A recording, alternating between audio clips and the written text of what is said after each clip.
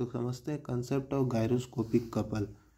Formula इसका बड़ा simple है। आई मोमेंट ऑफ इनर्शिया, सिस्टम का moment of inertia, omega angular velocity जिससे मेरा सिस्टम रोटेट कर रहा है, omega P is the precision velocity. ठीक है, अब ये फॉर्मूला क्या है, कैसे आया, कहाँ से आया, उसको समझते हैं। ठीक है, ये एक शाफ्ट है, ठीक है, जिस पे रोटर माउंटेड है। ठीक है, अब रोटर जो है इस शाफ्ट के एक्सिस के अबाउट स्पिन कर रहा है। ठीक है, तो इसका जो एंगुलर वेलोसिटी है वो ऐसे ऐसे करो बाहर की तरफ होगा। ठीक है, तो ये है ओमेगा वेक्टर। ठीक है, अब ये क्या हुआ, ये जो शाफ्ट है वो वाई एक्सिस के अबाउट प्रिसीजन करने लगा। मतलब ये वाई एक्सिस के अबाउट जो है, एक्स एक्सिस जो है वाई एक्सिस के अबाउट रोटेट करने लगा। ठीक है, मतलब ये अगर शाफ्ट था, ठीक है, जिस पे रोटर स्पिन कर रहा था, तो अब जो है शाफ्ट खुद रोटेट करने लगा।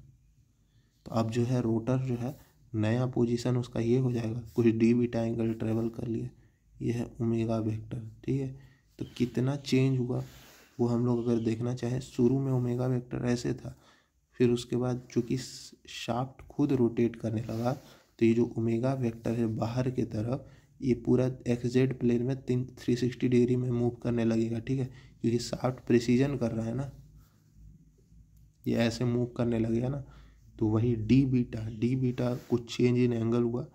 ठीक है, ओमेगा वेक्टर इनिशियली ऐसे था, फाइनली ऐसे था। ठीक, तो ये रिजल्टेंट बताएगा। ठीक है, तो direction of net change in angular velocity कितना होगा, ओमेगा टाइम टी बीटा। ठीक है, थीटा बराबर L/R से आया है। ठीक है, तो इसको टाइम के रिस्पेक्ट में डिफ्रेंशिएट कर देंगे तो एंगुलर एक्सेलरेशन आ जाएगा। ठीक है, D beta by D T क्या होगा, D beta change in angle है ना विथ रिस्पेक्ट टू टाइम, ये D beta by D T क्या हो जाएगा, एंगुलर प्रिसीजन वेलोसिटी के बराबर हो जाएगा।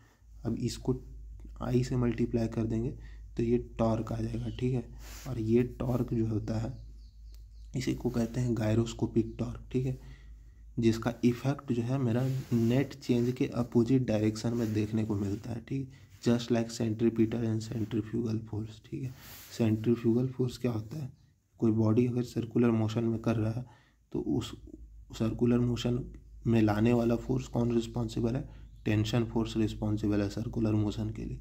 लेकिन सेंट्रीफ्यूगल फोर्स वो फोर्स है जो इसको, जिसका इफेक्ट हम लोग देखते हैं। ठीक है, रिएक्टिव इफेक्ट। ठीक, ये क्या कर रहा है, इसको ये बॉल को बाहर फेंकने का कोशिश कर रहा है। ठीक है, तो ये इफेक्ट हमको इसके अपोजिट, न्यूटन का थर्ड लॉ से इफेक्ट इसके अपोजिट डायरेक्शन में देखने को मिलेगा। ठीक है, action is equal to reaction, तो ये रिएक्टिव गायरोस्कोपिक कपल भी यही होगा। ठीक है, थर्ड लॉ से